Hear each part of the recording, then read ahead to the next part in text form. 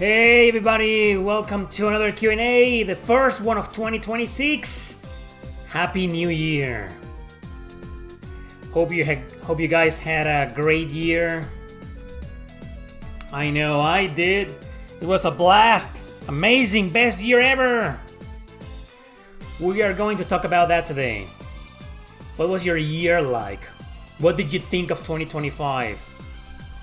I've seen a couple of YouTubers saying that,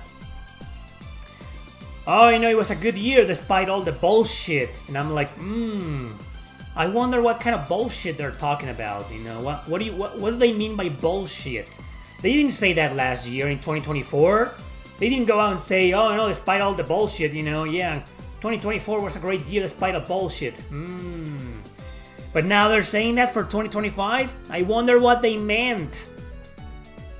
Well, you gotta understand there are some people out there who still think they're completely brainwashed and think this was a bad year because of a certain someone in the US. They could have been worse, far worse. It could have been a far worse year and they don't even know that.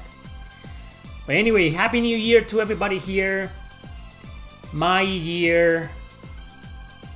I'm gonna do a recap of my year. And I'm gonna go with my resolutions for this year.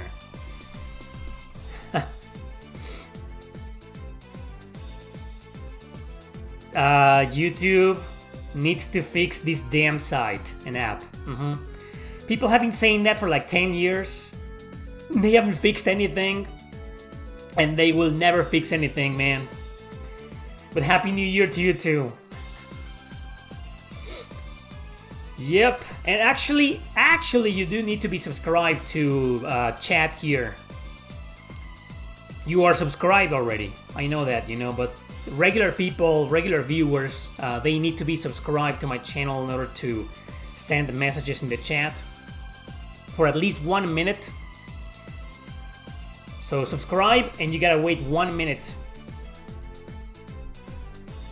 And if you get a problem or like an issue like Buster Gondo here, then unsubscribe and resubscribe again. We know that Buster Gondo, that's old news. That's not something we need to talk about that happened last year or that will happen this year. That's old news. YouTube unsubscribing subscribers without them noticing, especially for channels like mine. They do that all the time. They don't want us to succeed or grow even bigger or stronger. Yep, and nothing changed. Nothing's changed. So, 2025. Well, the first thing that I want to say about 2025 is that I survived. I made it. Another year here on YouTube. What can I say? For some reason, it's not like I wasn't expecting it. It's not like, oh my god, I lost hope. And it's a guarantee this will be the end of me or something like that. Nope. I'm proud and happy to say that I survived. I survived the whole year. I wasn't convinced it was gonna be the end of me, but I was like 50-50, like there's a 50% probability this is gonna be the end of me. Yeah, I mean my career, not the end of me. No, like this is gonna be like that's it. That's the end. Miraculously, I survived, and I can't fucking believe it, but. There was also a 50% chance that I was gonna make it, and I made it. So, was it a good year? For me, personally, in my personal life, it was an alright year. I can't complain much because barely anything bad happened to me. I had an accident with the gas. There was a gas leak on my roof, not inside the house. That was all the way back in April, I believe. It was fixed quickly, so push didn't come to shove, worst didn't come to worst.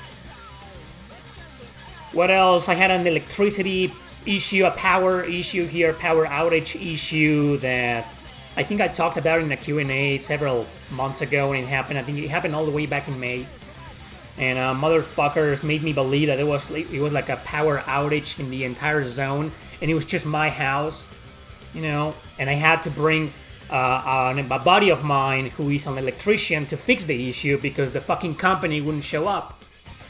So I think that was the worst thing that happened to me the entire year. So I should be lucky, you know, to say that that's the worst thing that happened to me. And it was fixed within a matter of a few days. I think it was like 3 days. In 3 days it was fixed. So nothing major happened. But I do remember I missed a Q&A because of that. No Q&A happened on that Sunday of that month because of that issue. Another bad thing. I'm counting the bad things that happened to me because not a lot of bad things happened to me. We got August. We have August to consider, you know. That is the month in which YouTube decided to fuck up content creators, every single one of them reducing their views and revenue for no other reason than to promote their stupid ass restricted mode. Of course, they had a lot of backlash right away in September. Even major YouTubers complained about that and they fixed the issue. I mean, restricted mode is still there. If you don't know what restricted mode is, so they came up with this fucking thing for new users that it's automatic, only in the apps on cell phones, it's automatically on the restricted mode, and it restricts new users, new subscribers from watching politically incorrect content or offensive content, you know, like mine. So, but because YouTube is broken and the algorithm didn't really quite understand the order, it fucked everybody in the ass. Even politically correct and non-offensive and safe and rainbow YouTubers, you know, they got fucked in the ass because of this. So they kinda fixed the issue and it was solved. So I should say that September and October were like pretty decent months for me. Some of the best months in the entire year. I had a video that went not viral, but kinda viral. Well, it is viral for me. Nowadays, with my numbers nowadays, I'd say it went viral. And of course, it's a video that no one was expecting it to go viral. Not even me. You know, I can't believe it. But that's what people are into nowadays. They follow the drama. They want to watch those controversial videos that are divisive, you know. And of course, the video that I'm talking about is the top 10 most offensive JRPGs ever. I'm sure you guys watched it. If you haven't, I'm surprised. Everybody and their mom watched the video. You know, right now I don't know how many views it has, but last I checked, about a month ago, it had like 110,000 views, which is an incredibly high number for my channel nowadays. Most of my videos, most of my top 10s get between 10 and 20,000 views. So it's fucking crazy that a video like that, and especially that video, you know, got so far out the algorithm guards, and it far succeeded my expectations. You know, I hadn't had a video like that in over 2 years. In more than 2 years, I haven't seen a video going over the 100,000 views. And even back then, during my golden age, you know, to see a video get over 100,000 views was like, wow. I used to have like maybe 2, 3 per year, you know. So now that I come to this point where I've been like shadow banning this website for like 2 years, it's insane that a video like that escaped the evil clutches and claws of the algorithm. I'm still shocked. But then again, like I was saying, you know, I'm not really that. I shouldn't even be that shocked because it is the kind of video people want to watch nowadays. Everything that stands for divisive, people click on it. I assume a lot of people clicked on it because it was because of the title. You know, maybe a lot of people were like, oh yeah, 10 most offensive JRPGs. Fuck these JRPGs. You know, they should be censored and cancelled. And they clicked on the video and they're like, is this guy defending free speech and attacking censorship? Fuck this guy. No, surprisingly, the video didn't have that many dislikes. I thought it was going to be one of those videos with like 50% dislikes. He immediately got like 5% dislikes, maybe 7. Anyway, obviously one of the best things that happened to me last year, that particular video. Because other than that, I had like 2, maybe partially successful videos, maybe 3, and that's it, unfortunately. But like I said before, you know, the year stayed like neutral because 2024 was a really bad year for me, and in terms of YouTube. And 2025, like I thought it was gonna be the end, you know, and no, I survived, and I'm still okay. I'm still standing. I'm still strong. And we got another year coming with more content, more reviews, more live streams, more top 10s, and more goddamn Q&As. That's right. So that's my recap of 2025 when it comes to YouTube. Should I go on? Well, before I go on, let's just read some of your comments. Radiant Historia Spanish patch. Great, I know English, so... But for everybody out there who doesn't understand Spanish and likes to play JRPGs in Spanish, there's a patch for Radiant Historia in Spanish now.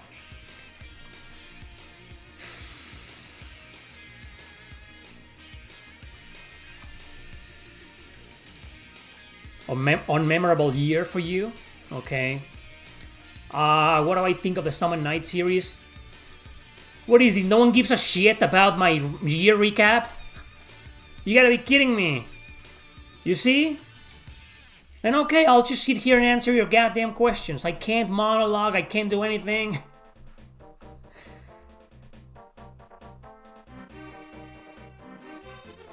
Happy New Year to you too, Shadow Wexia. Best FFRPG 2025.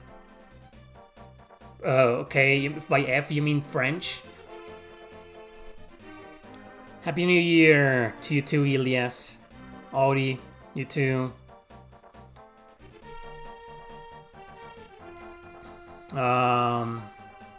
Hey Paula.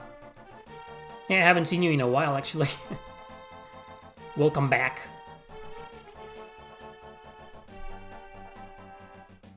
So that's my year. Apparently people don't give a shit about it, so... Oh, except for the lurkers, you know. I always get this kind of... I need to constantly remind myself that lurkers do give a fuck about what I say, and viewers, which are a majority. And there's only like 3 people in the chat ignoring what I'm saying, so... I need to remind myself of that.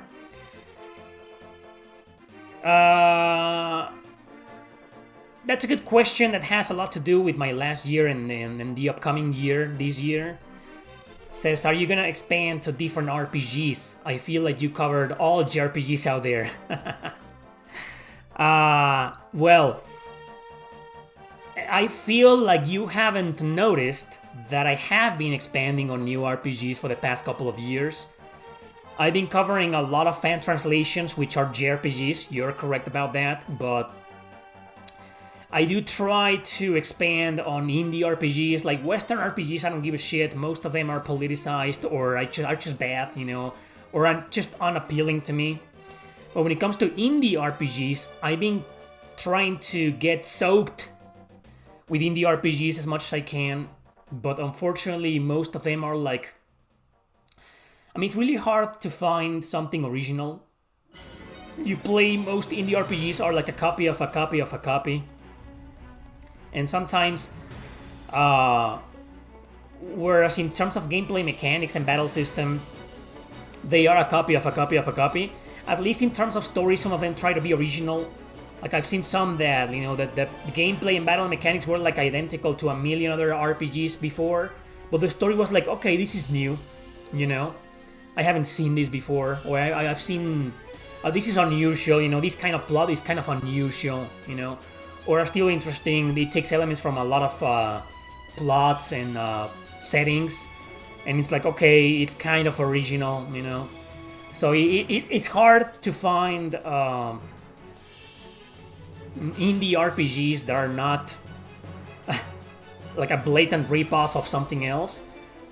But I'm getting there, man. I'm getting there. I'm getting to more indie RPGs out there, and I have covered some of them in the past, and I look forward to digging a little bit deeper this year into that. But I will still be focusing on JRPGs. That's always been the focus of my channel since its inception, since 2010. Since I started making those best town themes 15 years ago. 16 years ago now. I think I started that little series in 2010, around March, I believe. So almost 16 years ago, right? So it's always going to be the focus of this channel. And trust me, you feel like I've played every single JRPG in existence, you're mistaken. There's a lot more to cover. I'll probably die before I get to cover them all. There's so many, man. And I'm happy because of the fan translation community has been releasing more and more translations every year. There's dude, at least 10 or 15 new translations every month, probably more. You know, it's crazy because the technology allows now more hackers. Like it's easier, you know. The technology nowadays has made it easier to translate stuff or to hack stuff, you know. So you bet your ass you're gonna continue seeing me cover more fan translations, but also regular JRPGs, some of which I haven't played, believe it or not, or I haven't covered ever. So that's it.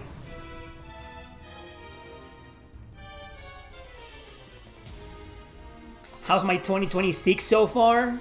Well, it's only been like 3 days, right? And I already got something good and something bad. Nothing good has happened. I mean, nothing bad and good has happened. The only thing that has happened that I can say it's bad is something that happened like 15 minutes ago before I went live. I just noticed that they're gonna fuck us over. So there's a Mexican eBay, you know. It's called Mercado Libre. Every Latin American viewer knows the website. Okay, it's a Latin American website, but it's basically the Latin American version of eBay. You know, so I just found out that because we have the worst fucking president in Mexican history, she now put a tax in every sale. Even though a lot of sellers on this website are independent like me, and I have only posted like 5 games, you know? So I just sold one game today and I had to cancel it because it was like a $30 game? No, $25 game, and they wanted to charge me like over $10 of taxes. Of nothing but taxes. We're gonna get fucked in the ass here in Mexico. It's bound to be a horrible year here in Mexico. I don't know what's gonna happen, man. So I had to cancel the sale and I had to remove all of my posts, all of the games that I had for sale, all of them. I'm done with that website because that's fucking bullshit, you know. And so I'm so pissed off, you know, because it's so rare to sell anything in that website. So today I was like really excited, and I realized that I was only gonna get like $15. Jesus. So I canceled the sale. Fuck it.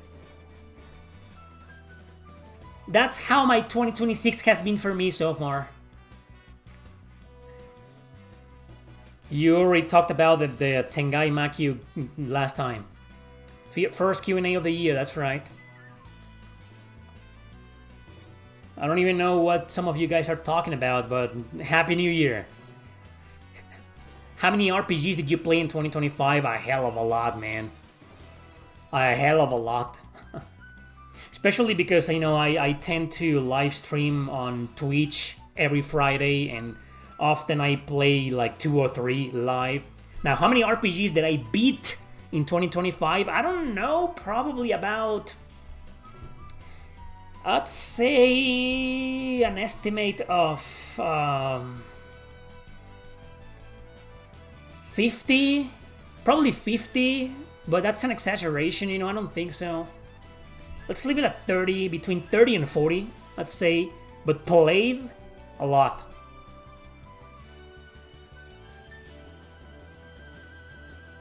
I don't care for those modern games and modern remakes, you know, I don't give a shit about modern games. As you may have noticed, most of the coverage that I do in this channel is retro. Summon Night series, it's a good series, you know, it's not like wow. I've beaten some of them.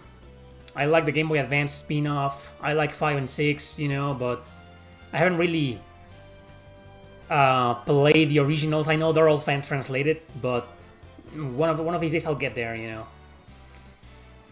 But so far, I haven't played a single bad Summon Night game. Well, with the exception of the Nintendo DS one, it's called Twin Age, I believe. That was kind of bad. Well, that was a long time ago. You had a bad year? Dude, I have an okay year. Some ups and downs, you know, like all years in history. When did I say that I had a bad year?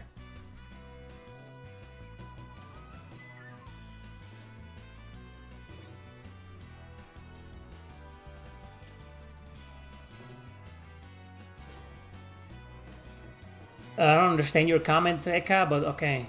Suiko then, yeah. What do you think about, wait, what? You just can't get over the Western indie anime art style. They're just cringe. Some of them, yeah. Others are okay, but I think they should stick to their own style. But some of them are fine, you know. I played some really good indie anime art style RPGs. Cosmic Star Heroine's a good one. No, I haven't played runs. I don't give a shit about a Chrono Trigger remake, man. What do you think about... can you stop asking that? If you ask that again, I'm gonna... What are the options here? Put user in timeout? What's that? Silence someone for like 10 minutes? You got scammed by Mexican taxes for buying a subscription and you're not even Mexican? You bought a subscription where? What are you talking about? A subscription to what? Yeah, unfortunately I live in a queendom. I wish it was a good queendom. But it isn't. You know, like Falina.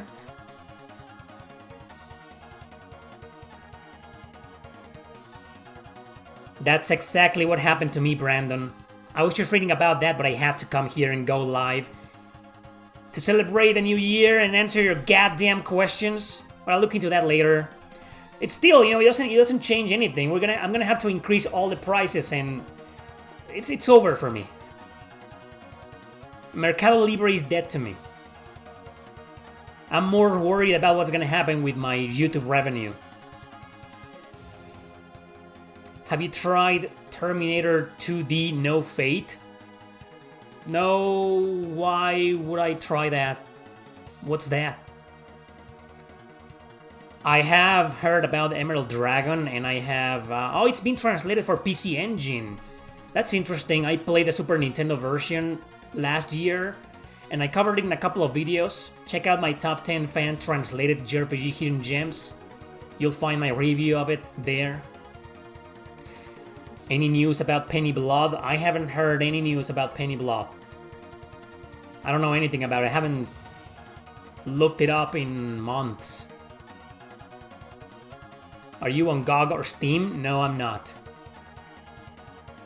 Well, I do have a Steam account, of course, you know, but it's an anonymous account. Not interested in friendship.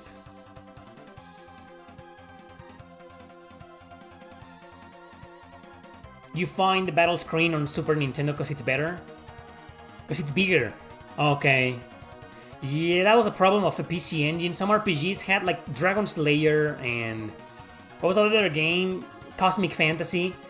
They had this fucking interface that was like this part of the screen only.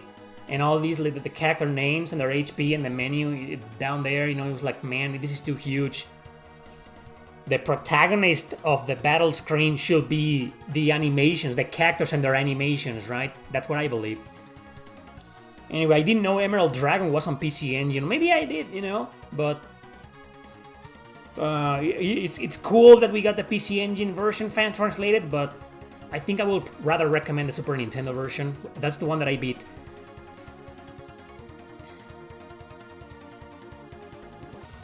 As a fan of the Uncharted Waters games more than 20 years ago, if you haven't before, it's a series you'd see for yourself trying or not. I already tried it.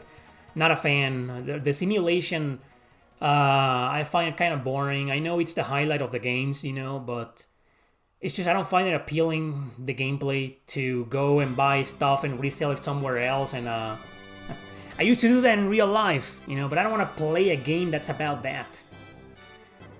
Good games, you know, the Uncharted Waters games, you know, but I just can't get into them. Did you still play any RPG on the PS Vita? You mean on an actual PS Vita on the console, the portable system, or the PS TV? No, ever since I got this laptop, I play everything here. There's the occasional rare occasion where I play something on the PS5, but 99% of the time since I got this laptop, I'm playing here.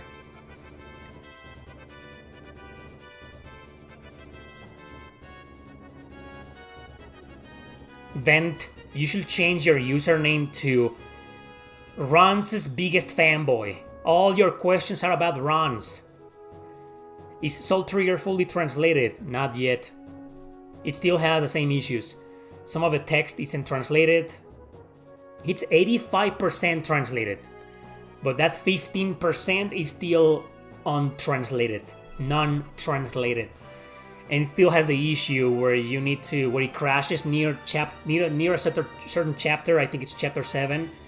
And you need to download the Japanese file, reload from there, and then resave, and it still has the issue.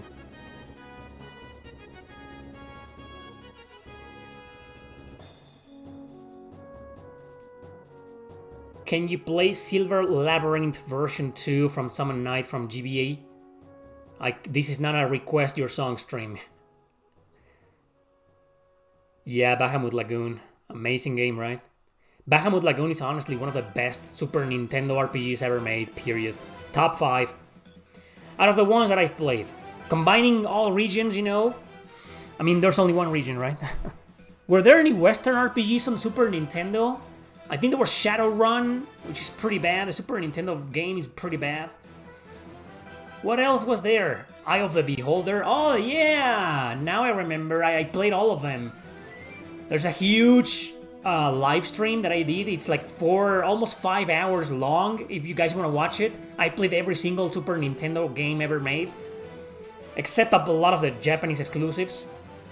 All the ones that we did get, but there are some Japanese exclusives in there, and there's also every single Western RPG, and there's a bunch. Now I remember. I don't remember seeing a single one that was good, to be honest. But anyway, top 5 best Super Nintendo JRPGs, including only in Japan games. Bahamut Lagoon is probably my number 4. Yeah, it's that good.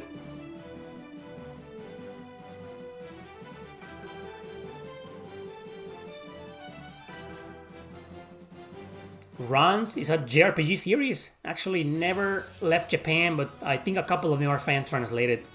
But don't worry, Vant is gonna tell you all about him. He loves talking about that series. Do you think RDR2 will be free on Epic? I don't even know what that is.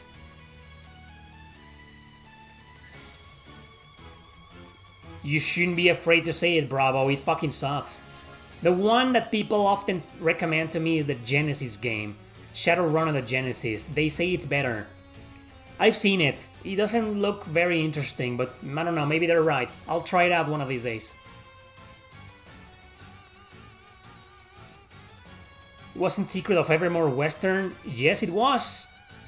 I don't like it. Treasure of the Rudras. Have Neo Geo quality battle animations. What a statement. Thankfully, I don't think there's any Neo Geo hardcore fans in this chat, because I never talk about Neo Geo games, never. But if they saw your comment, they will destroy you, man. They will come here with their pitchforks. How dare you compare Super Nintendo graphics, any game's graphics, to the mighty Neo Geo? How dare you?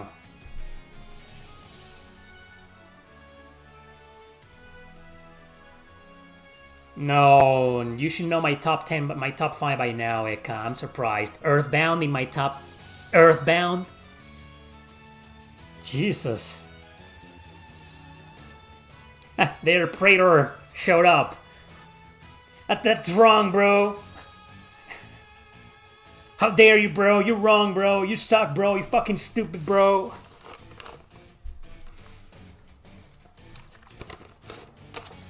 You wasn't convinced by Rudras? You know, I never finished the game. I have it in my backlog. I played it about 6 years ago, 5-6 years ago. I played it live. I did a live stream of Treasure of the Rudras. And I put a bunch of hours into it, and I talked about it in a video called Top 5 Fan Translated JRPGs. Something like that. And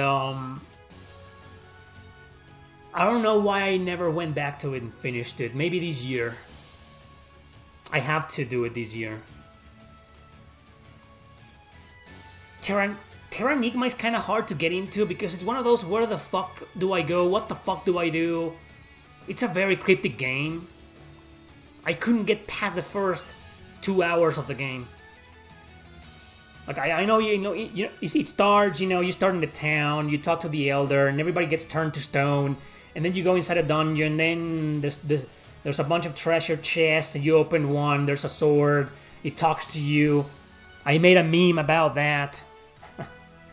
You can find the meme in my Rage compilations or on TikTok, Oh yeah, I have a TikTok channel. Did you guys know that? I'm sure you didn't know. Wait, don't rush and subscribe to my TikTok channel. Jesus, make a line, people. So, and then you start in this first tower, or this first place in Terranigma, and then you kill everybody, and you're like, what? What next? Where am I supposed to go? What am I supposed to do? Terranigma was one of those games, and I just gave up. I was like, eh. Maybe one day, I know I can look up a walkthrough and figure it out, or figure it out. But I don't know. It's a good game. I liked what I played. I'll give it a chance, but I think Treasure of the Rudras has a little bit more appeal to me. And yes, the Tengai Makyu games, I know. I'll get to those. The Far East of Eden games, I know that. Far East of Eden.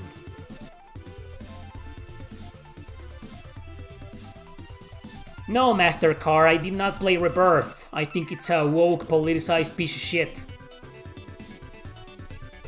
Neon Knight Riders. Someone should do a movie called Neon Knight Riders. That would be great. I mean, isn't Neon Knight stuff trending nowadays? All because of Cyberpunk? Isn't it a trend? I want to play a JRPG. Like a neon inspired JRPG. I want to play that. That'll be interesting. Is there one? I know there's some JRPGs where there's that one city or that one town, which is there's neon lights and futuristic and shit. God had that, God, the growth of the evolution. But I don't know, like a game, like a JRPG solely focused on that. And I don't mean an indie game. There was one, some studio reached out to me about a year and a half ago. And they were gonna pay me. That's rare. they were gonna pay me to play their game and review it. And I was like, dude, just a warning though, if your game is woke, forget it. I said that, and then I never heard back. I didn't get paid. Alright, don't worry, man. I haven't given up on Terranigma. I'll go back to it. You want to try Dark Half Magic Land? I don't even know what that is. That's an SNES game? I want to try Slayers. I'll probably stream Slayers on my Twitch channel anytime soon. There's a PC 98 version of Slayers that was fan translated, and I downloaded it, but apparently I don't know how to make the PC 98. I don't know how to make any NEC emulator work. I mean, they work with issues and bugs and glitches, you know, and I'm supposed to download the BIOS and change a few things, and I'm like, oh my god. I'm not gonna go through the trouble of all that when my viewers don't give a shit about anything from that company, you know. So I'm gonna play the Super Nintendo version instead. Even though the PC 98 version of Slayers looks far sexier, so I'm more attracted to that. But it's a dungeon crawler in first person, so I'm also unattracted to that already. I just want to see the fan service, you know, and then I'd probably stick to the Super Nintendo version. For you, which was the worst RPG released last year? I have no idea, man. I barely played anything last year. I don't care for modern games anymore. I care about only like 1%. I think I gave up after the Lunar remasters. That's when I gave up. I was like, fuck it, fuck the video game industry.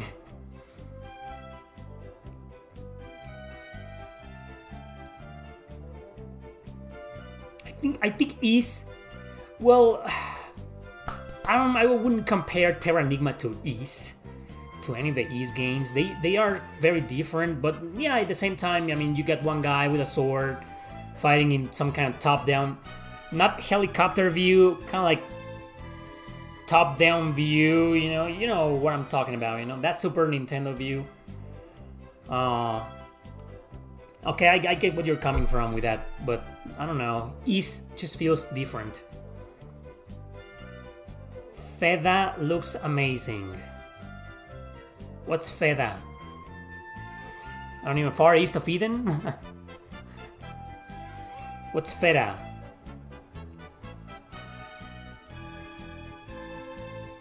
I know the NEC emulators are good to go, but I can't make them work on RetroArch properly. I can't make them work properly. Nothing TurboGrafx 16 works, you know. Feda is a strategy RPG. Never heard about it.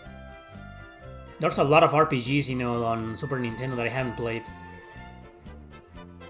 That's the reason why there isn't a top 50 out there. But you guys haven't wondered why I've never done a top 50 Super Nintendo RPGs?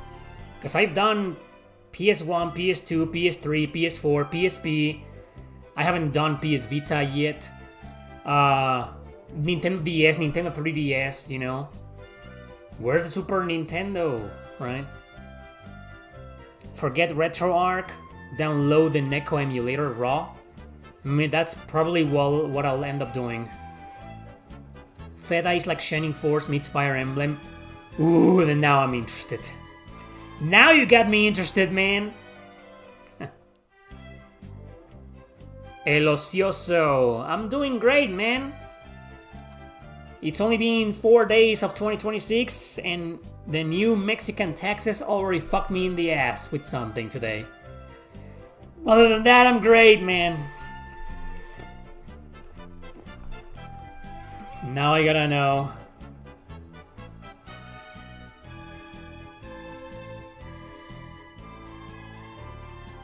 What Feda is.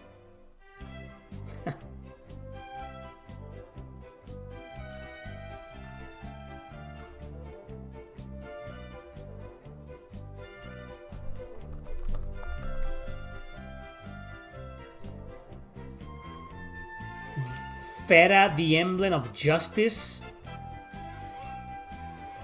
It's a tactical role-playing game developed by Max Entertainment on the Super Famicom.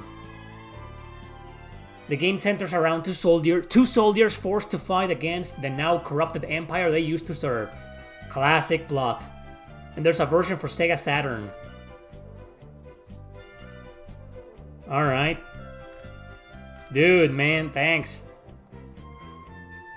And a sequel, Feda 2, was released for PlayStation 1.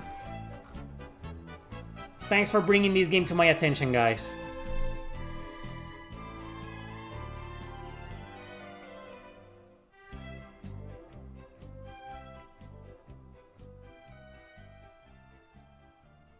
Yeah. SNES version is fan translated. Okay, I wish it could have been the Sega Saturn. Or I wish the sequel gets translated some. I hope the sequel gets translated as well. Yeah, I'm definitely playing this. Right now I'm playing a Fire Emblem hack. Wanna know the last game I played and beat and finished in 2025? It's called Sola to Robo on the Nintendo DS. Basically the holy grail of JRPGs on the Nintendo DS. That's I wrote my review already. I'll have the review in a video next month. Probably along with the Half Minute Hero 2 review and others, you know, next month. No, Thracia, that's not a hack, that's an original release. I say the hack, a Fire Emblem hack. It's a hack of Sacred Stones, which is, I know. Fire Emblem 6, 7, and 8 get a lot of hacks. I'd like to see a hack of Path of Radiance. Please, somebody do that. Is it too hard to do that? I guess it is, right? Is it really that hard? Man, I can't believe... Dude, I can't believe Nintendo didn't release Path of Radiance on the Switch Online last year. Last year, it was the 20th anniversary of that game.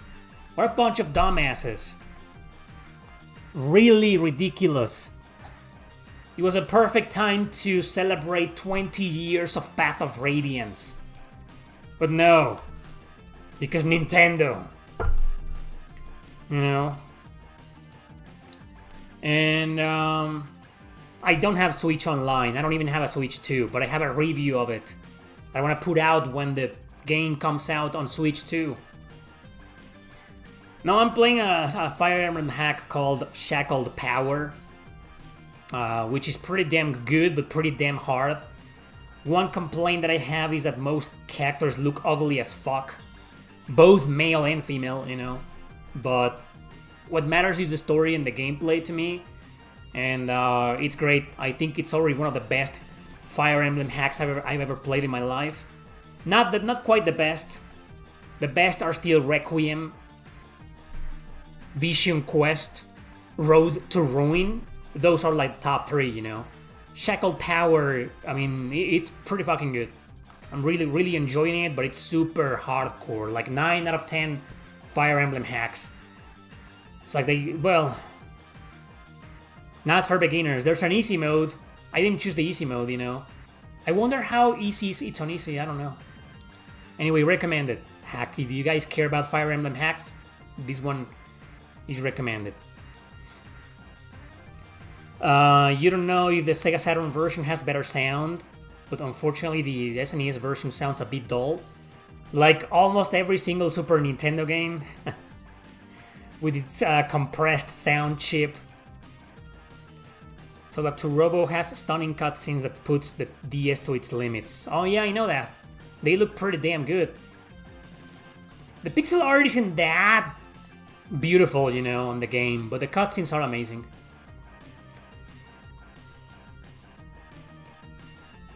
I know, the only Path of Radiance hack is a harder version. Yeah, I know that. No, I want like a new story, you know, with new maps. That's what I want, like all of those Game Boy Advance hacks.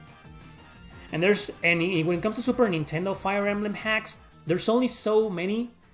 There's like probably 10. I haven't played a single one of them. Because if I'm gonna play a Fire Emblem hack, it needs to be based on the Game Boy Advance games or the GameCube, Wii games. There's also no Fire Emblem hack based on the Nintendo DS versions. I mean, maybe developers and hackers don't find that appealing because of the art style, or maybe it's too hard to hack because it's Nintendo DS. They will have to hack both screens. I don't know, maybe it's kind of tricky.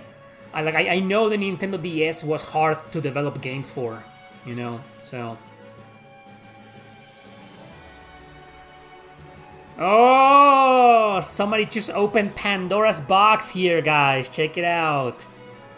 Why do you consider Illusion of Gaia an RPG and Zelda not? The question, the ultimate question that breaks every fandom out there. Is The Legend of Zelda an RPG? We haven't gotten to that discussion in a long time. Is Zelda RPG or not, guys? Here we go. Congratulations, Ryoga. You just opened Pandora's box here. Now we'll never hear the end of it. But my answer to you is that I barely played any Zelda games, only like 5 maybe, you know, and most of them don't really feel like RPGs to me.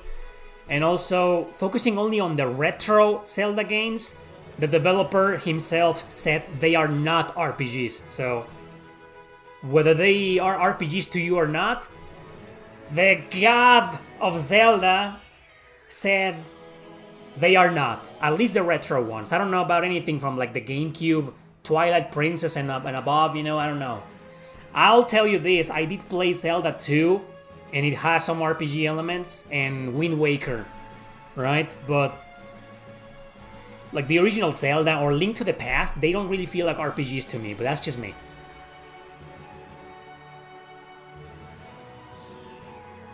Yeah, the creator, and you know, Miyamoto said that for the retro games, you know. What about the new ones?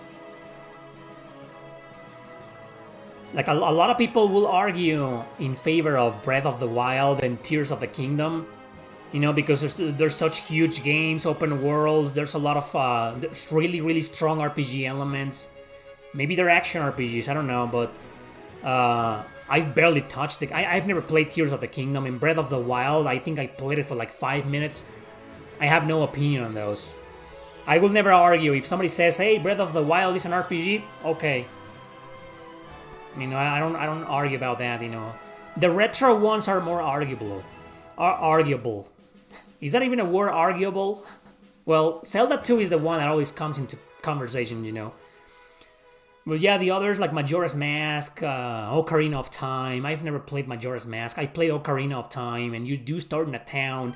You talk to people, but then you leave, and then that's it. You know, you start your adventure, and there's barely any story focus. So I don't know. I don't know about that one. The first one, definitely not. Come on. There's like 1% story, 99% gameplay, no leveling system, no character development, no story progression. The most basic equipment system ever in video game history. Come on. I could go on, you know. The first Zelda is like, I'll fight anybody. Anybody. Somebody comes to me and says the first Legend of Zelda is an RPG. Fuck no. No. 2, it's arguably yes, arguably not, you know. Maybe it is. And then the third one on the Game Boy, Link's Awakening, I haven't played that. Link to the Past, I did play it, and again, you know, yeah, there's a town, you can talk to people, you know, but it's like way more focused on everything else. Kind of doesn't feel like one to me. Yeah. Because Zelda 2 at least has multiple towns. You go from town to town, there's an overworld, random encounters, a leveling system, right? So it's more arguably yes an RPG than not. But Link to the Past is, man, hard to consider as an RPG, but I don't know. Miyamoto said it isn't. So I'm gonna go with that. But the 64 titles, I'm not sure. I play Four Swords.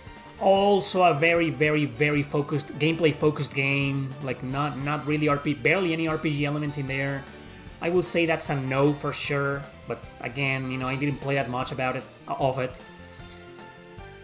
I didn't play Skyward Swords, Twilight Princess. I just tested the game when I had the store, and I had a couple of copies of it, you know. So not really, no opinion on those. I did play Wind Waker though for a little bit. That one also kind of feels like an RPG because you do spend a lot of time in town, but I don't know what happens after that, you know, I don't know. I'm not an expert.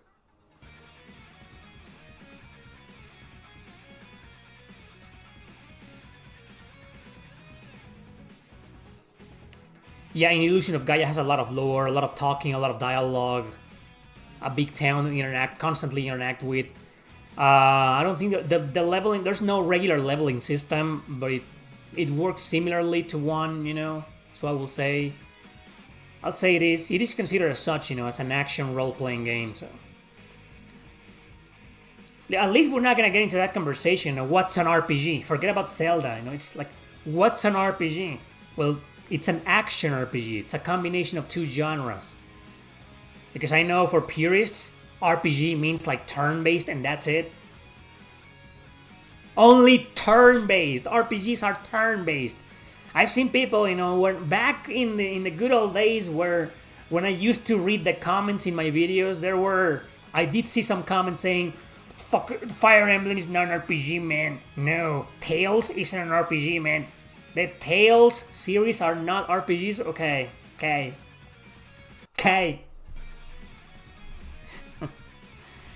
To each their own, right?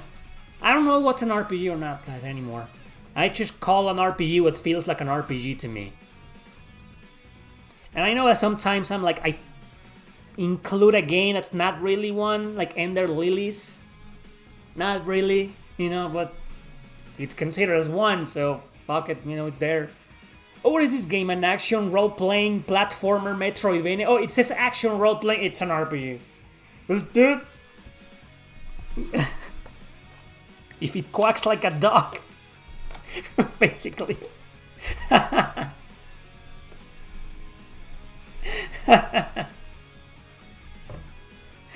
Oh man.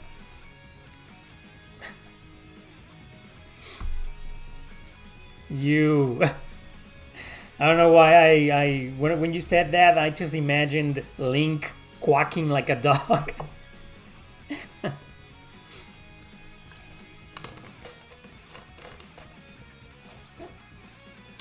You bought Ys 8, 9, and Celceta on Steam during the winter sale. You already own them on PS4. You haven't touched your PS5 since Stellar Blade. Why would you buy the same game twice? I don't understand. If you already have it. If you have that much money to spend buying the same game twice, support content creators, you know? You could have given me that money, man, in a super chat here. Instead of buying something you already own in a console. What's the point? Well, that's why they're called action RPGs, strategy RPGs, you know. That's right. Would ActRaiser be part of the Quintet Heaven and Earth saga along with Soul Blazer? What? Now it's called Quintet Heaven and Earth saga? I come from an era where it was the Quintet trilogy. And now it's called Quintet Heaven and Earth? I don't know, man. All I know is that ActRaiser, definitely not RPGs. Definitely not. I'm not a fan of those games. I've played them both for quite a bit. Not a fan. ActRaiser, the 2D side-scrolling missions, amazing graphics, you know, but the character movement feels kind of stiff, and I'm just not. It gets me. Those games piss me off. They piss me off, man. I don't understand why. There's something about the movement of the character and the controls that I find annoying. And then the overview town simulation stuff, it's like, okay, it's good, but after a while it gets like tiresome, repetitive. And often at the beginning of the game, I mean, it takes a long time for you to find out if you're doing something right or wrong.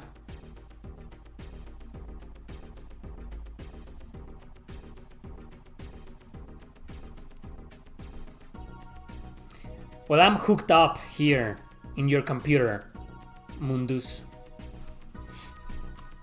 But oh, it's okay, you know, keep giving your money to those powerful, rich, capitalist companies. Keep doing that. Again. I'm just checking on the Mercado Libre thing that I just... Oh, yeah, nothing wrong. Hey! Somebody followed me on TikTok. Someone gave a shit about my TikTok channel. That's awesome. Thank you if you're still watching. Thank you for following me on TikTok. I was shadow banned on TikTok because of the I was uploading my clips, my rage clips. But since there was a lot of swearing and political incorrectness and offensive commentary, I got shadow banned on TikTok, if you can believe that. But that was like a month and a half ago. And then about like a week ago or so, I uploaded one of my top 5s. It did okay. And yesterday I put out another one. It did okay, so maybe the shadow ban is gone. But I don't think I'm going to be able to upload my rage clips there. For now, my rage clips and compilations are exclusive to patrons and exclusive to members here on YouTube. If you're a member, you can have access to my rage compilations. There's 2 of them. Part 3 coming soon. There's gonna be a lot because I rage a lot in my live streams. Maybe I should do a rage Q&A rage compilations. How about that? Or rant compilations. No, but YouTube seems to be okay with those. I usually upload my rants on my second YouTube channel, and every single rant is monetized, you know. But no, I upload a rage clip or a rage compilation from my live streams from when I get angry at the games. Oh no, demonetized. I guess I rage more with games than with Q&As. Yeah. Funny, isn't it? I mean, I don't understand. I mean, it's just weird. I don't know what's going on with the algorithm and the AI on YouTube deciding which videos get demonetized and which don't. Like my review of Monochrome Order. I already talked about this, you know, but there was a joke at the very end with the dragon, the little toy dragon action figure that I have, you know, saying fuck. And oh no, demonetized. And I had to remove the joke because it wouldn't let me. I wasn't gonna censor it. I was like, oh, you want this joke to fly? Censor it. Like a lot of YouTubers censor their fucks, their F-bombs, and I don't even watch them, man. There were a couple of YouTubers that I used to watch years and years ago, and I just stopped. I was like, fuck you, man. You're censoring every goddamn word, you know? No, I'm done. You know, I don't want to do that. I'm not going to censor my own video. I might as well remove the fucking joke. But it's there on Patreon. You know, I uploaded the original review with the joke on Patreon. There's a lot of stuff on Patreon nowadays, you know. There didn't used to be. And I know that's the reason a lot of people didn't join Patreon because they were expecting to get a lot in return. Well, nowadays there's a lot. Let me tell you what's available on Patreon for patrons. Let's just start with the $1 tier. $1 a month. You get access to a bunch. You will get access to all my rage compilations. There's 3 on Patreon right now. 3 rage compilations. There's a top 50 favorite non-RPG games of all time. Long video. There's a Tales waifus tier list that I did. It's not on YouTube. It's exclusive for Patreons. There's like 2 or 3 live streams that I did. I played Kuon, the controversial Kuon on PS2. A couple of other JRPGs. Hentai versus Evil. Now, before you think it's a hentai game, it's not. It's just called Hentai versus Evil. But I uploaded the live stream originally on YouTube, and they wouldn't monetize it. First and foremost, because of the music. And second, because apparently it's too sexy for YouTube, you know, so I had to make it private for patrons. And I usually, every now and then I post my videos on Patreon and I share some trivia, something that people may or may not understand when they watch the videos, like what? And I give some context and some background, you know, and they will continue to get more exclusive live streams and rage compilations, and that's for $1. For $3, you get all of that. You get access to some of my books. You get also access to some of my. You get access to the chat. There's a chat, private chat, and for $5 a month, you get access to all of that too, and also my private podcast, which is really offensive and politically incorrect. Like super fucking rough, man.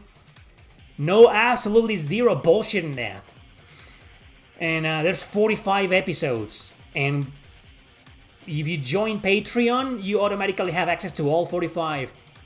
There's people who have time to listen to 45 one-hour-long episodes on 1 month, in 1 month, you know. If you're that kind of person, you know, then for $5, you get access to 45 episodes. Link in the description to my Patreon page. But if you don't care about anything, any of that, you don't give a fuck, then do a super chat here. It helps. Trust me. Because it's been an hour. This has been a thing for a long time. For some reason, you know. Every time I go live on my Q&As, for the first hour, there's no super chats at all. What are you guys trying to tell me with that, huh? Is that some kind of message? Like, are you trying to force an agenda? You guys have an agenda?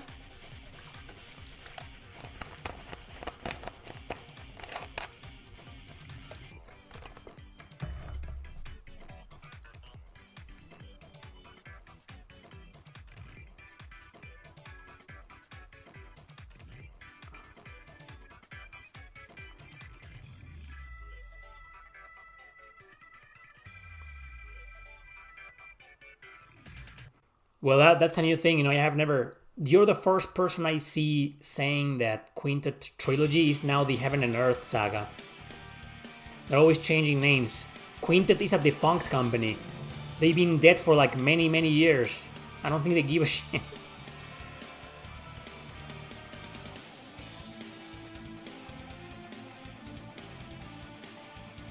I don't think anybody knows him. The name Robos is flagged? That's a bad word? Robos is a bad word? Everything is a bad word. Merry Christmas is a bad word, apparently. Well, Merry fucking Christmas! And Happy New Year. Fuck your happy holidays! Fuck that shit, man. It's Merry fucking Christmas, god damn it.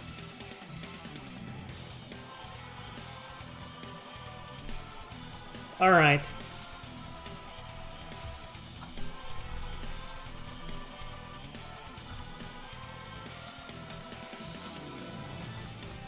I'm gonna look up for this Feda game on Super Nintendo. Feda Remake. The Sega Saturn. PSP reboot of the second game. Let's take a look at the screenshots of the... Well, there's only one screenshot. Yeah, this looks almost identical to Fire Emblem world map design. Huh. Alright. The Last Remnant music. Fuck. I don't like the game. Some people wonder, you know, hey, Eric, don't you, like, hate The Last Remnant? Well, yes, I do. I fucking hate it. But then you gave it a 7.4 in your blog. Isn't that a bit too high for a game you hate and you think it's bad? Were you listening to it? This is the reason why it has 7.4. I'm like, okay, because some fucking critics, you know what they do? Thank you, Dysfunctor. A belated Merry Christmas. A belated Merry Christmas to you too, buddy. Thank you. Thank you very much. So, a lot of critics, and also a lot of you destroy games with hatred just because the gameplay is bad. But I think maybe not you guys, but critics and reviewers like me need to be more objective sometimes and say, okay, The Last Remnant, I hate the battle system, it ruined the game. But in everything else, it's fine. The story seems fine, you know, it seemed interesting. In fact, it's a pretty decent story, you know. And then the gameplay is, leaving the battle system aside, the gameplay is like you go from town to town, the towns are huge, there's a lot of exploration, a lot of customization. Well, It has some issues, you know, where it's one of those games where the enemy levels up with you. Yeah, that stupid fucking feature Final Fantasy VIII also has. The Last Remnant is kind of the same, you know. Pointless to level up, so it kind of... I hate that. But what's the point of grinding? I mean, isn't grinding and leveling up like the core of a role-playing game? Like the biggest, most important feature? And you take that away from the player because the enemies level up too? I just think it's stupid, you know? So, because the whole point is for you to train with these enemies, fight these enemies, and then move on to bigger enemies, you know, so you can fight the boss, you know, to get stronger, to get better. How are you supposed to do that when the enemies also get stronger and better? You know, it's just... It just doesn't work for a role-playing game. So the Last Remnant is like that, so... The gameplay isn't perfect, you know, it has a lot of issues, you know, but it's not like horrendous. The battle system is horrendous in my opinion, it's fucking horrible. Especially because you cannot directly control your party members' actions, you control groups. And then you give an order to a group and they go and do whatever the fuck they want and they fuck it up badly. Horrible, don't even get me started, you know. I'm just gonna get really furious here. I hate that game. But the graphics also look fine for when did they come out? Like 2010? The Last Remnant, 2009, 2010. The graphics look great, you know. And the music is amazing, so... While in terms of gameplay or battle system, the game should be like a 4 or 5 out of 10. In everything else, it's at least a 7, you know. Music is like a 10. You will find all of my rankings and scores of over 500 plus RPGs in the link below. Link in the description to my website. There's a lot to do in my website. In fact, I have something planned with my website for tomorrow. Have you played Anima Gate of Memories? Yes, I did. Extremely broken. It's a broken game. I think it received a remaster last year. I didn't play the remaster, but the original version from 2016, the one you mentioned, I did play it and I did talk about it. There's a video I did called 5 RPGs I need to talk about. The last episode. The episode that killed that series, that video series. You'll find it there. My review of Anima Gate of Memories. It's not a bad game, but it's not a good game either. I don't know. I haven't played Divinity Original Sin 2. I played the first one, man. I've heard some bad things about the second one in terms of political bullshit. But I don't know. I haven't played it. I played the first one and I didn't finish it. I just played it for like 2 hours and that was ages ago. I don't even remember. At least you're not IGN, who says not Persona 5, so 4 out of 10. Well, IGN is a fucking piece of shit of a website and everybody knows that already. My goal is to make people, well... I was gonna say that Metacritic is just as bad, but not really because there's a lot of user scores. And most user scores are usually make sense. You know, not all of them. I've seen some stupid ass bullshit, you know. But the critics' scores in Metacritic are either bought, like in IGN, paid by the developers or publishers, you know. So they're like, oh man, this game is pretty bad, but they paid me $500, 10 out of 10. You know, that's IGN and critic scores in Metacritic. But Metacritic also has user scores. So people like you and me can just go and say, The Last Remnant, Time and Eternity, 1 out of 10. You know? But there's also a lot of trolling. I mean, I don't know if you guys remember. Probably, some of you probably do remember. You know, but there was like a controversy with Devil Survivor 1 and 2 years ago. A lot of users, for no fucking reason, they just went and review bombed the games. For no reason. It's like, why? I don't even know why. Does anybody know why? Are there some theories out there on why that happened? Well, it's been corrected, you know, but all I'm saying is that IGN is like the bottom of the barrel in fucking trash for critics' websites. Metacritic is not too far off, but yeah, it at least has the benefit of the doubt because of the user scores, you know, but I'd say it's almost just as bad. Great.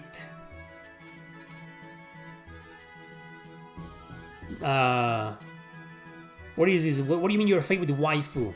Nell Selver? Did you just put the username Nell Selver because you like the girl? It's as if I called my channel Lenneth Valkyrie. People are gonna think I'm a girl. Have you played Slay the Spire? Nope. No, it's not good. I'll fight you. Let's fight about the last remnant. I'll fight you. It's bad. User scores are worse. It's either 10 or 0. Yeah, because people aren't objective, you know, but I've seen a lot of... Well, listen, I pay attention to JRPG scores. I usually don't pay attention to other genres in Metacritic. I just play them and talk about them, you know, but I don't go to Metacritic to look up for user scores for regular games. I usually only pay attention to RPG scores. And, yeah, you're right, you know. I don't think they're worse, though, but because I've seen some, like, check Grow Lancer right now. Grow Lancer 5, Heritage of War. Check it out, and it's... Let's do that right now. Astral Chain got review bombed. Oh, yeah, we remember that. That was huge. That was really a really famous case.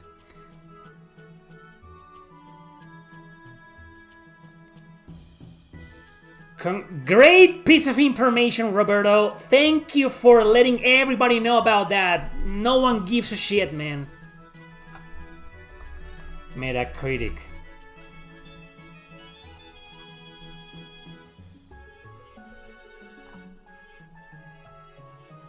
What the fuck did I do? Okay, so let's just go with Grow Lancer, Heritage of War.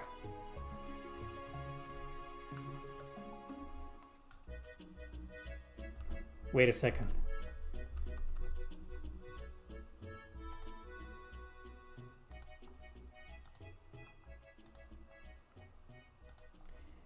There.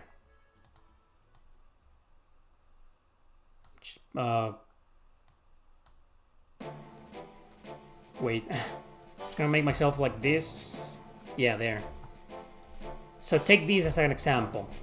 I mean, you guys already know I think of this game as a masterpiece. To me, this is a 9.6 video game, you know, but I'm a die-hard fan of it. So look, the critic score based on 7 assholes, 60. That's just fucking pathetic, you know, but at least the user scores is like 7.4, which is... It's kind of insulting to me, you know, but hey, this versus this, right? Like, I'm not defending Metacritic, you know, I think it's a terrible website. It's just not as bad as IGN. IGN is like the worst of the worst. But Metacritic is almost just as bad.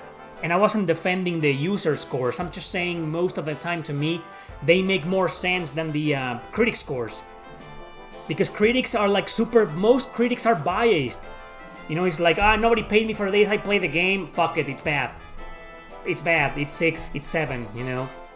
And the users are like, hey, you know, I think it's excellent. Hey, you know what I mean? It's a little bit more... I guess I should say it's more ignorant, but it's also, like, more honest. Because most critics out there, especially nowadays, are not honest. I mean, all those fucking critics that gave Dragon Age Veilguard, like, a 10 out of 10. You gotta be fucking kidding me, man.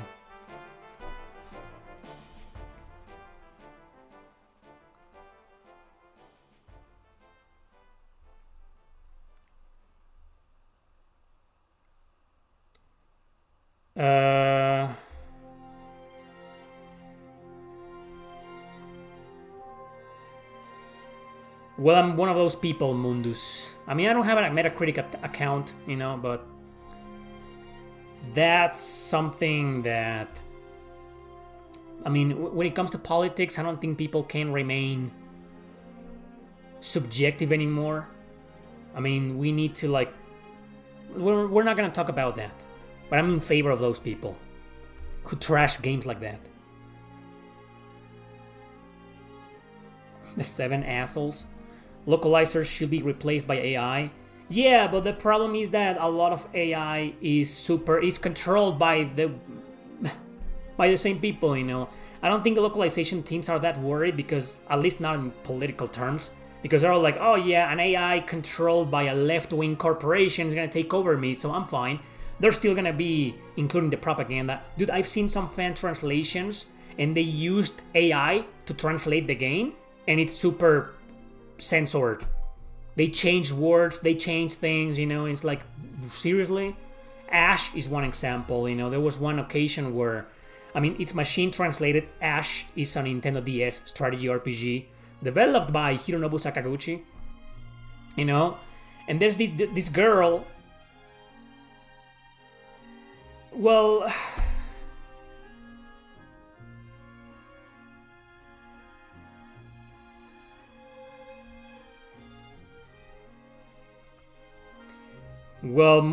click on my website down in the description, Mundus, and there's a blacklist. All of the games in that section are, they don't even have a 0. They have no score. Games like that shouldn't even be scored. I don't know, it's kind of hard, you know. How do you fight extreme people? You try everything, nothing works because they have too much power and money. The only way to fight back is with more extremism. We've gotten to that point, unfortunately. But we won't be able to do anything. Don't worry. These people have way too much power and money. More than Donald Trump, if you can believe that. They're way too powerful and rich, these corporations. Google, Amazon, Meta, BlackRock, Netflix, Hollywood, Disney.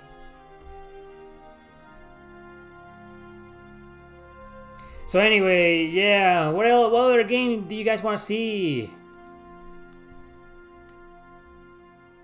How about Ender Lilies?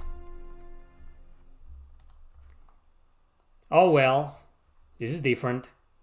This is one of the rare occasions where user scores and critic scores kind of coincide, you know. I have this game. I gave this game a 9 out of 10. But I'm very passionate, and my score isn't on a scale from 1 to 10. It's on a scale from 5 to 10, so... I mean, that doesn't mean 9 means 5, you know, or something, you know, but 9 in my blog probably equals like this, like an 85, 86 Metacritic, you know? 8.2 is great. This guy, latest user reviews, 6. I mean, most of these people only do these reviews for attention, you know. Like, nobody's paying these guys. These fucking guys, nobody's paying them. They just write these reviews for attention, maybe. To play it smart, to be smart asses. To just give the game a score and that's it. We don't need your explanation. I don't know. Oh, what is what is this?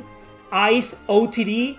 What does this guy think about Ender Lilies? I'm so interested, you know. Like, I don't give a shit, man. Where to buy? Maybe I should start doing this in my videos, you know. But then people will say that I'm biased. Oh, he's just recommending all of these JRPGs because he wants us to buy them so he can make money. Anyway. Time and Eternity. Very well. No, don't play the fucking trailer. This makes sense, you know. I don't know about you guys, but this makes sense to me. One of the very few rare, extremely rare occasions where I agree with the critics. This seems like a fine number for it for me. 5.3 isn't too far off either, you know. Hell, like I have it at a 5.2 in my blog. I gave it a 5.2. So the user score is pretty similar to mine. But you know, in Metacritic terms, my number is probably closer to this. This makes more sense to me. This is perfect. I agree. 100%.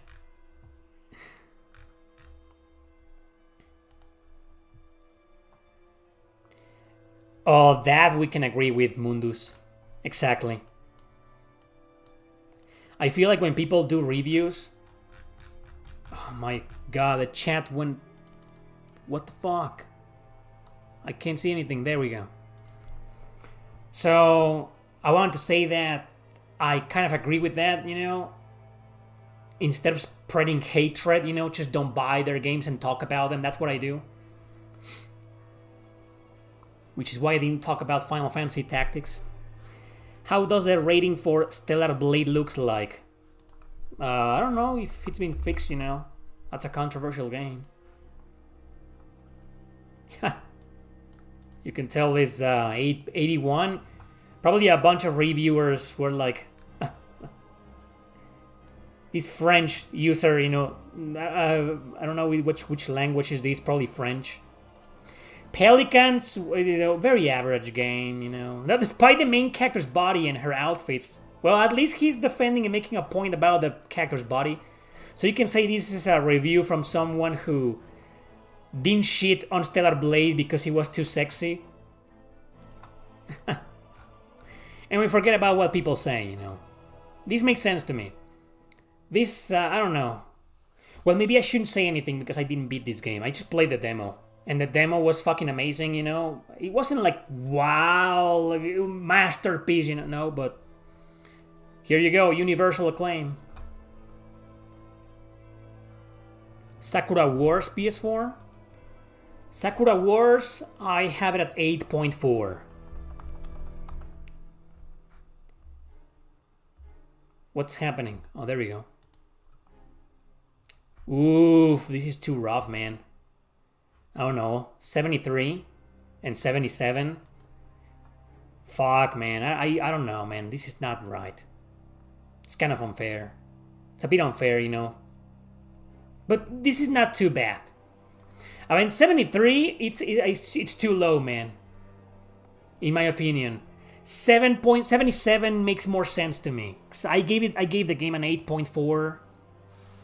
And well, again, if we transform that in the equation, in the mathematical algebraic equation to a Metacritic score, it's pretty much that, 7.88 out of 10. So I'm not too offended by this number. I'm offended by this. This game, 73? Nah, 77. The thing about this game is that it did something unforgivable that I mentioned in the review. I beat this game like years ago, but I released my review last year of it. You know, I'm sure you guys watched it. If you didn't, you can feel free to watch it. It did something kind of unforgivable. It is a reboot, and it's a spoiler. I can't say it, but story-wise, lore-wise, it kind of did something really fucking ballsy, you know, and it shouldn't have. But 7.7 is like, I'm okay with it, you know. I don't entirely disagree.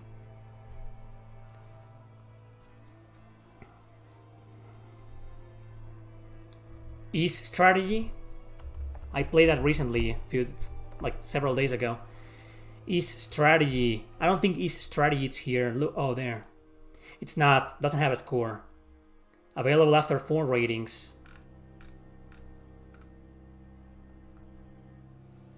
I don't know what this means.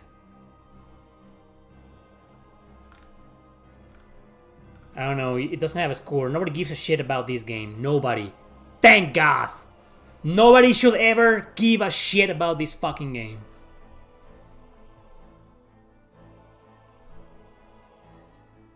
Yeah, I've heard of some of those, Phantonium. I don't really care about any of those.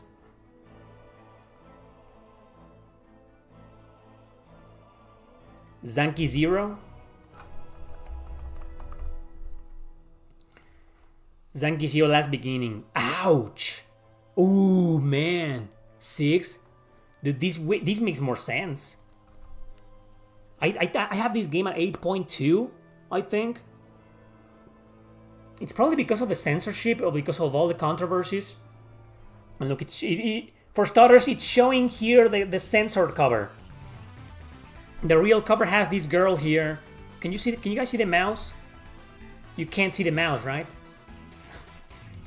My mouse cursor. Well, anyway, whatever, you know. The girl sitting here with her arms crossed and 2 pigtails. Her bikini is sexier, shows more skin, you know. So this was a very controversial game. I'm not surprised. These are the scores. But hey, you know, this makes a little bit more sense to me. 72 out of... it's not too bad, but 6 out of 10. I don't know what the fuck happened here. I mean, this is a great game. Yeah, but maybe it's because it's just too... This is hard to get into. This is hard to get into, you know, and it's annoying that your characters keep growing old and dying, and you have to go back and revive them, and they're level 1 again. So yeah, okay. In a sense, it's a bit of a pain in the ass of a game, but I still think 6. It's like insulting, to be honest. You know, I don't know. I don't agree with that. Did you agree with the rating for Fire Emblem Fates? It probably has universal claim or some bullshit like that.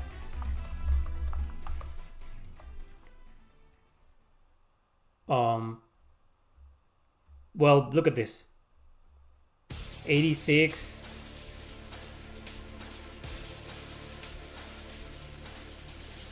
This is ridiculous. Obviously, I disagree with this. This is Nintendo.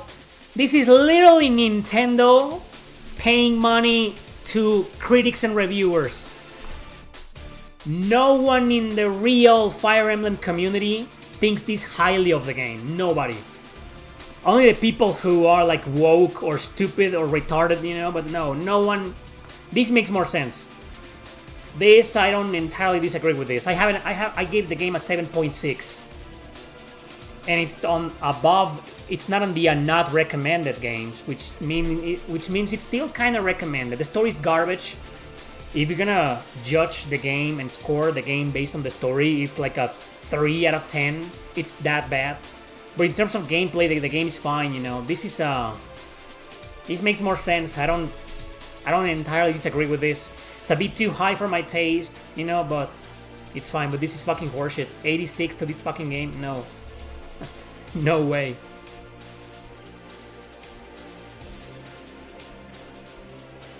That's right, Snooty Nerd. That's why I played it live a few days ago.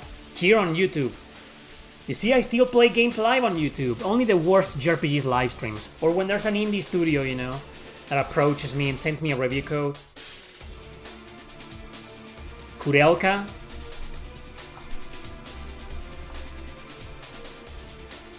No score.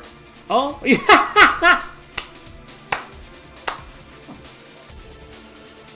Universal acclaim?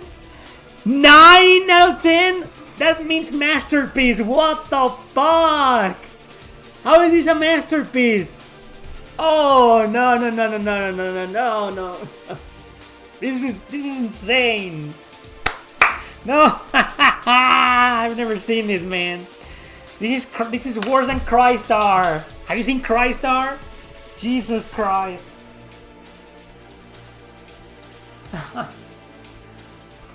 Kudelka, universal acclaim, 9 out of 10. Wow, who are these guys? The people who worked on the game? This is not a great game, man. This is a 7 out of 10 max. It's a game full of problems, it's unenjoyable. I made a mess of my table here because of this. I can't believe this. Is unbelievable. This is Crystar all over again. Look at Crystar. Look. Oh, whoa! What? It wasn't like this last time I checked. What the fuck? Dude!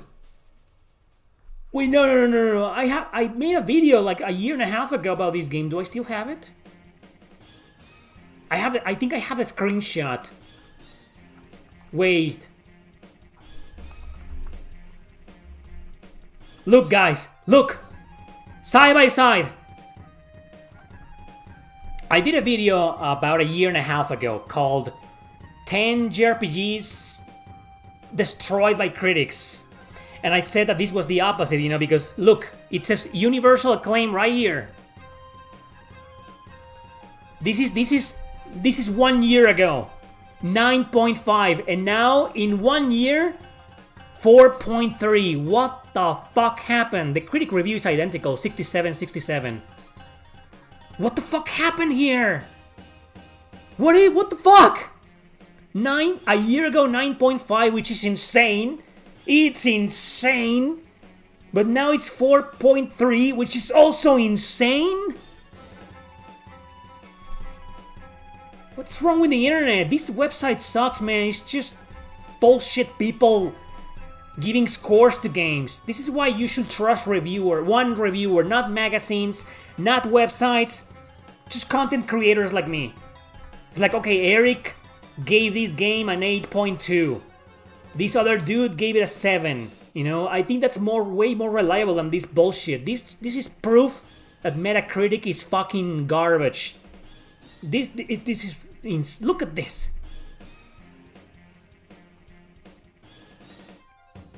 Fucking ridiculous. What the fuck?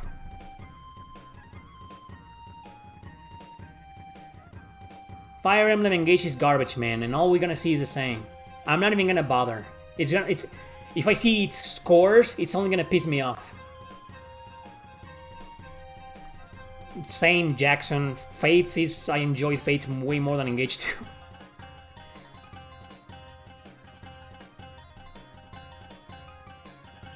They removed troll reviews. Yeah, I see that. Yeah, right? Now it has 177. And this one has 2,000 reviews. Yeah, you're right about that. But still, sure, 95 was ridiculous, right? But now 4.3, what? Come on, that's a good game. You're telling me this is worse than Time and Eternity?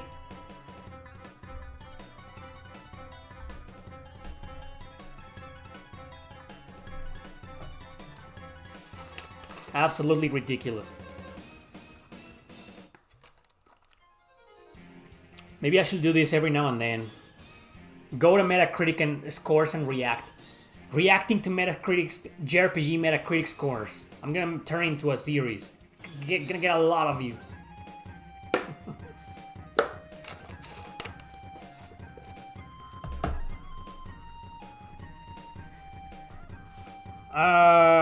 Fire Emblem Awakening, I wouldn't go that far, but yeah.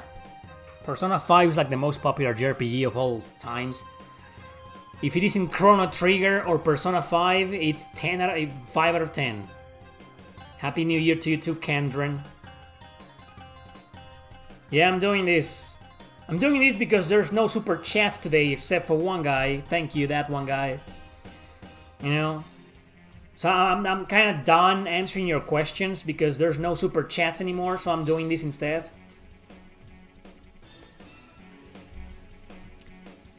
On Steam, Crystar has 79% positive reviews. That makes sense. That's the right number for it. I have it at 8.2, but the translation to a critic or regular score is like 7.8, 7.9, yeah. That makes sense. That makes way more sense. What about the sequel, Cry Machina? Fucking ass game.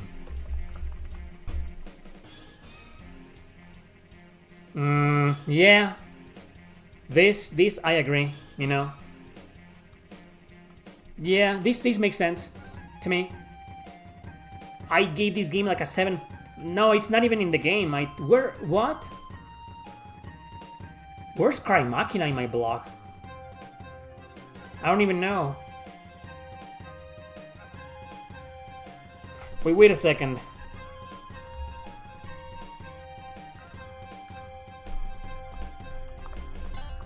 I don't have Cry Machina here? Do I have it on the blacklist then?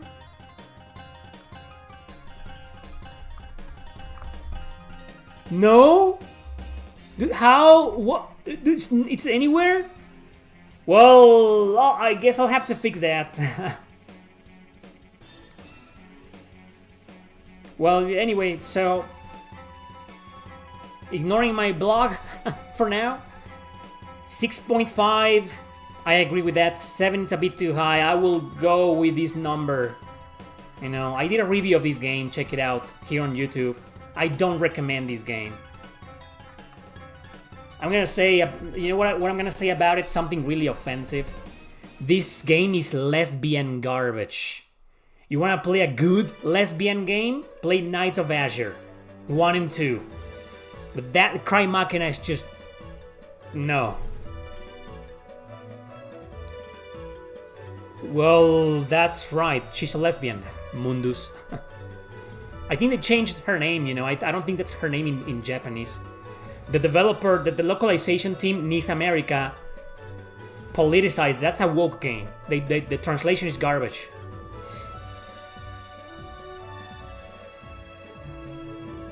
I didn't play the Romancing Saga 2 remake. I played a remaster on PS Vita many years ago when it came out.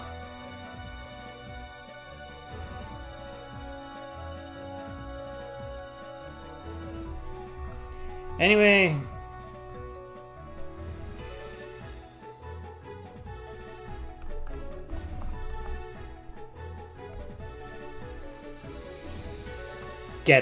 this is insane. Oh, the Game Boy Advance version.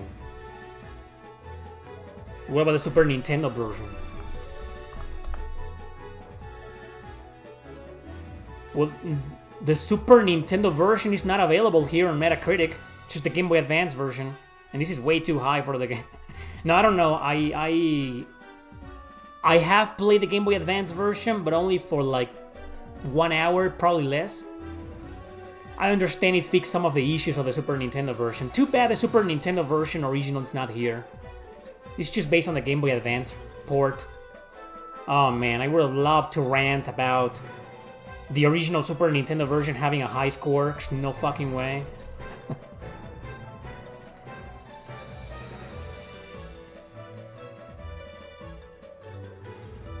Is 6 Arc of Napishtim, is it worth buying? Where, on Steam?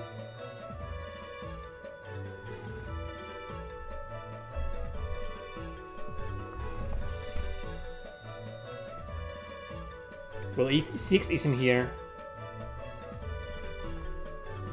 Oh, yeah, it's just Is the Arc of Napishtim. This is based on the PS2 version. 72 Metacritic score.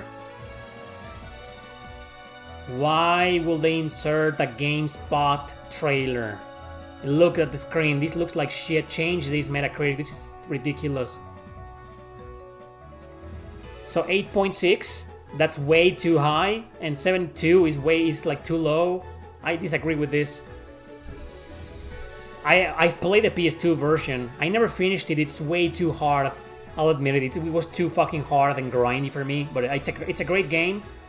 But 8.6, no. 72, no. I will go like in the middle, like 8.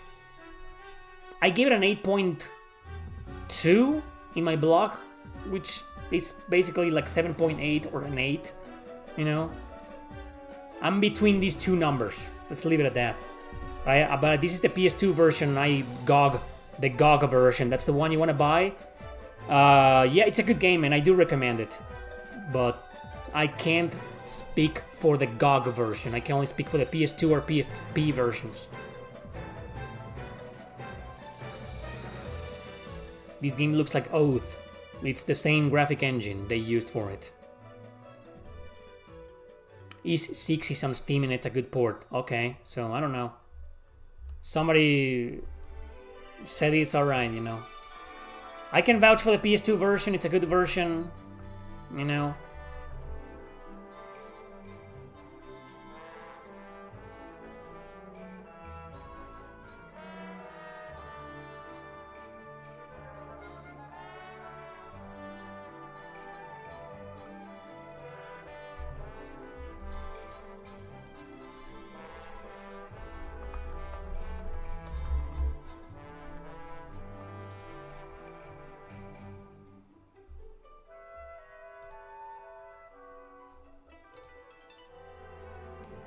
Alright. The critics can go fuck themselves with this. 75 to this game? No way. I hate this company. 8.6 makes sense. You see, this is another case where the users where the user score makes sense. 75 is too low. Probably a bunch of people who hate visual novels. Like this fucking asshole Nintendo gamer down here. Oh, this one, Games Master UK. Full of energy, humor, and zest, but the actual gameplay is far and few between. What? The gameplay is the best thing about this game, man. This is one of the most interactive visual novels ever, you know. There's a lot of gameplay mechanics. Look at Gemini here. Wow. Look at that long hair, man.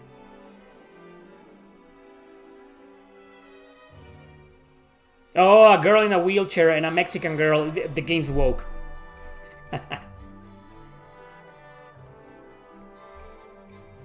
Anyway, yeah, it makes sense. How hard is Valkyria Chronicles? The first one? On a scale from 1 to 10, 10 being downright impossible, 9 being Bloodborne, Ender Lilies, you know, Valkyria is probably an 8. It is hard. If you've never played a strategy RPG before, it's gonna be hell. It's a really... it's a masterpiece. I fucking love it. It's in my top 20 favorite JRPGs of all time.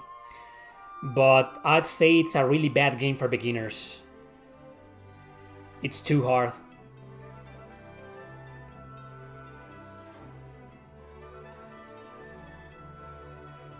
Games like Suikoden, other than Eiyuden Chronicle, hard to find some, you know. Other than Fire Emblem, where you also recruit a lot of characters. And some of them, I don't know. Games like that's why I love Suikoden, because they're so unique. The closest I can get to a Suikoden game is Grow Lancer, but not really at the same time.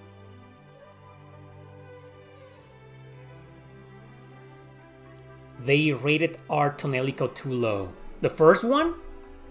Let's see.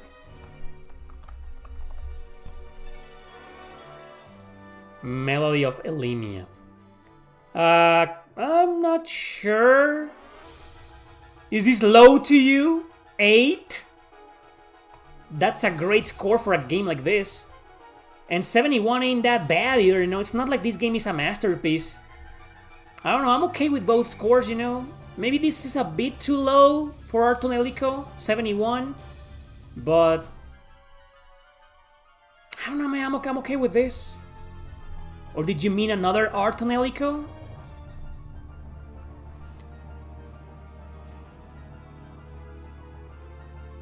Trails?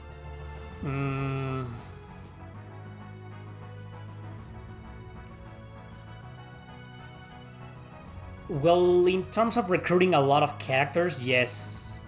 But in terms of like having 3 battle systems, build your own castle, and I don't think so. Huh. It's kind of hard to find something like Suikoden. Maybe an indie game out there. Yeah, maybe some indies, you know. I don't know. I don't know. I mean, going back to Art Tonelico, maybe they rated Art Tonelico too low in another website. Or maybe Art Tonelico is a masterpiece to you. I don't know. I'm okay with this score, you know. Like, this could be the critic score could be better. I don't know. I'm okay with the game being 8. Maybe 7.8, you know. 8 out of 10, that's a great number. I have it an 8.2. I gave the game an 8.2 in my website. I don't know.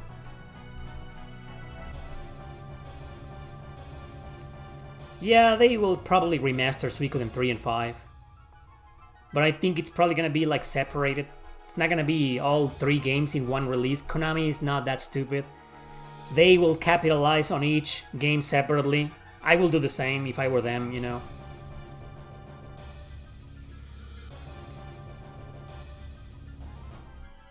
No one cares about English voice actors here. Snooty nerd. They're all activists.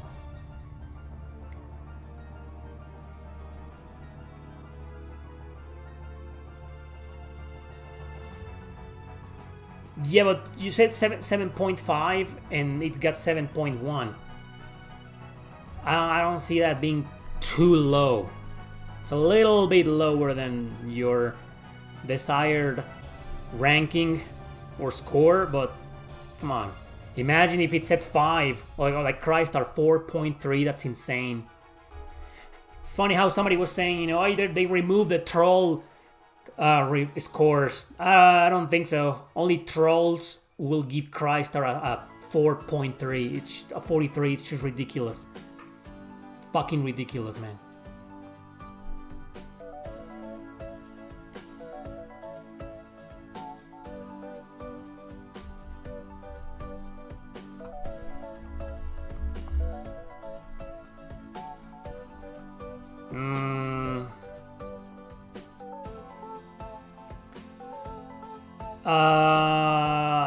Okay, so I think the critic score is way too low here. I know the game has a bad reputation, but man, 63 is too low. It's offensive. 7.2 makes more sense to me.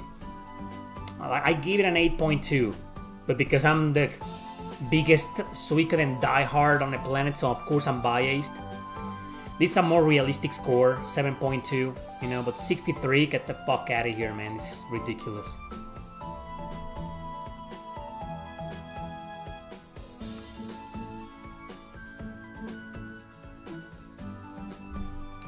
Anyway, enough about this shit.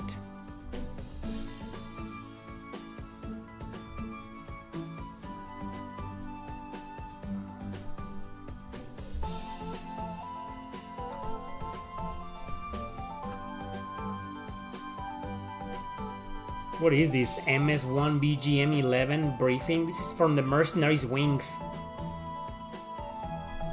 don't know why the coding is really bad, even if you change the name of a song.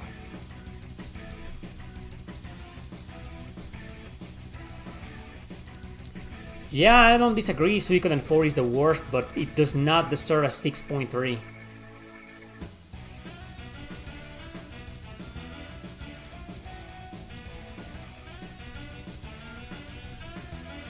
No, you're probably tripping, Blisk. There's no remaster of it. That game is also only on Sega Saturn. There's a Super Nintendo game. I don't know much about it.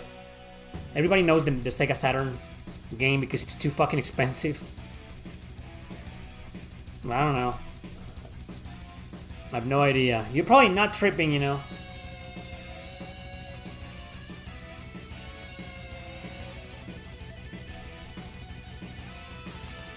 Great song.